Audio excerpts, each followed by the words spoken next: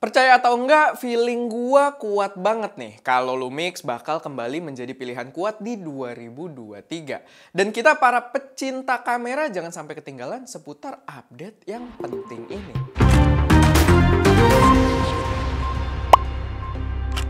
Episode Starter News kali ini disupport oleh toko kamera Focus Nusantara. Informasi pertama, ini ada Lumix yang meluncurkan kamera mirrorless full frame S5 Mark II dan juga S5 Mark II X. Kamera dari Lumix ini sekarang membawa face detection autofocus system yang akhirnya Lumix mengakhiri stigma negatif soal autofokusnya. Gue sendiri belum kulik banyak soal kamera ini karena ada beberapa kesibukan luar biasa di backstage ST Media. Harusnya berita ini minggu lalu, cuma kita kehack kalau kalian nggak pantau. Tapi ini jelas kamera yang bakal menarik banget. Karena dengan hilangnya stigma autofokus jelek yang terlintas di otak gue soal Lumix adalah soal video capability dan IBIS yang luar biasa. Gue udah lihat beberapa review di luar sana, autofokusnya jauh lebih reliable. Walaupun belum di levelnya Sony dan Canon, tapi ayolah, itu udah cakep banget. Belum lagi value yang ditawarkan Lumix biasanya memang selalu menggoda juga dari segi spesifikasinya. Soal ekosistem gue juga nggak ragu karena dia ada di L-Mount Alliance yang salah satunya adalah brand lensa third party favorit gue, yaitu Sigma. Jadi gue yakin lensa-lensa terbaik dengan value yang terbaik juga bakal berdatangan ke sistem Lumix ini. Lanjut menyambung dari Lumix yang udah mematahkan stigma jeleknya soal autofocus, gue rasa Fujifilm mulai merasa terancam dan mengambil langkah yang tepat, di mana Fujifilm X-H2S meluncurkan update firmware 3.0.0 untuk improve performa autofokusnya. Yang menarik nggak cuma performanya yang jadi lebih improve, di sini Fuji meluncurkan dua AI detection baru, yaitu insect detection buat serangga kayak A7R Mark V. Kok Mark IV sih ya? Mark IV apa Mark V sih? Gue jadi lupa deh. Mark V ya. Mark V. Dan ada drone detection juga yang kayaknya dibuat khusus untuk kita para reviewer gitu ya. Biar bisa tracking pas lagi review drone. Fitur yang agak aneh, tapi ya akan sangat berguna buat gue. Cuma nggak tahu buat teman-teman yang lebih general apakah itu berfungsi atau enggak. Tapi ya itu, ada dua mode baru dan pastinya ada improvement juga di mode-mode yang sebelumnya udah ada. Kalau lihat dari yang didemokan di video sih peningkatannya cukup gokil ya. Jadi bukan Fuji banget. Performanya itu bener-bener gokil banget pas tracking burung atau ya tracking objek gitu kan di kondisi-kondisi yang lumayan ekstrim. Cuman gua belum coba, tapi gua sangat excited buat cobain dengan proper dan mungkin nantinya gua buatin video pembahasan yang terpisah. Apalagi emang kita punya X-H2S juga di sini, jadi harusnya bisa segera buat cobain. Tungguin aja. By the way, sebenarnya sih X-H2S kita yang di sini udah kita install firmware terbarunya dan ternyata si insect ini sama yang drone detection tadi dia nggak dipisah jadi mode baru ya. Ternyata dia masuk ke mode yang udah ada. Jadi insect ini dia masuk ke mode animal detection dan yang drone ini airplane detection. Cuman gue sih lebih setuju kayak gitu karena waktu pakai Sony A7R Mark V ketika insect dan hewan dipisah tuh menurut gue jadi agak merepotkan gitu ya. Dan ini menurut gue lebih oke. Tapi ya balik lagi, kita harus lihat apakah itu bakal bikin AI-nya agak blunder, lebih kesulitan atau gimana ya. Nanti kita tes lebih lanjut.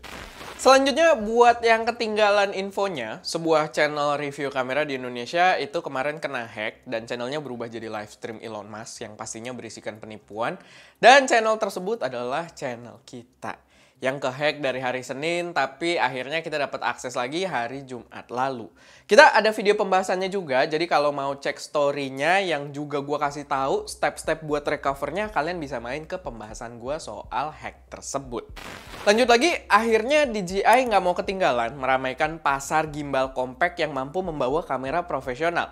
Sebelumnya udah banyak kayak Zhiyun Crane M3 yang kita doyan banget, kita pakai juga Moza Air Cross S yang belum lama ini kita bahas dan menawarkan fitur baru di mana dia bisa vertikal mountingnya. kita suka banget juga, racun. Dan kali ini datang juga dari DJI dengan nama DJI RS Mini. Menurut gua menarik banget sih, tampangnya khas DJI RS, mewah kayaknya, kecil, compact, selalu jadi poin yang penting buat gua di sebuah gimbal gitu kan, dan dia juga bisa shoot vertikal secara native dari mountingnya. Sebenarnya bisa juga sih si Aircross S yang udah gue mention tadi, nggak tahu kenapa gue baca lagi di skripnya, tapi ya Aircross S itu lebih murah, tapi menurut gua DJI RS Mini ini juga menarik, terutama buat estetiknya yang kelihatan lebih profesional banget karena DJI RS gitu kan. Harganya di Indonesia juga cukup bersaing menurut gue dengan harga jual di Rp4.695.000. Masih sangat bersaing. Gue sih belum cobain, tapi dari beberapa review-review di luar sana yang gue lihat sih gimbalnya sangat menarik. Sama kemarin gue ikut seminarnya si Josh Diddley. Kalau kalian follow Instagramnya di Fokus Nusantara, dia ngedemoin si gimbal tersebut dan di mode vertikalnya dia bisa low angle juga tanpa mentok-mentok ke body kamera X-H2S. Dan menurut gue itu menarik banget. Sayangnya gue nggak rekam-rekam video di sana, jadi gue nggak bisa tunjukin ke kalian. Tapi ya itu, tetap menarik banget.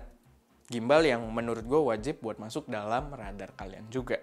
Lanjut lagi, Sigma baru aja mengumumkan sebuah lensa super zoom yang sangat serbaguna dengan focal length 60-600 mm f4.5 sampai 6.3.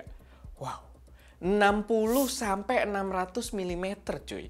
Harganya emang nggak murah, itu di $1.999, tapi buat fitur yang ditawarkan, gua rasa harga tersebut masih sangat masuk akal. Bahkan di kode lensanya ada OS yang berarti dia udah dilengkapi juga dengan optical stabilizer, yang penting juga untuk sebuah telephoto zoom yang ekstrim kayak gitu. Untuk sekarang lensanya tersedia buat Sony E-mount pastinya dan juga L-mount juga ya, yang semakin memperkuat pilihan untuk para Lumix user yang sebelumnya gue bahas tadi. Serius, gue yakin Lumix tahun ini bakal back in the game untuk bersaing dengan brand-brand yang kuat di tahun-tahun lalu. So, cukup menarik buat kita pay attention ke brand tersebut.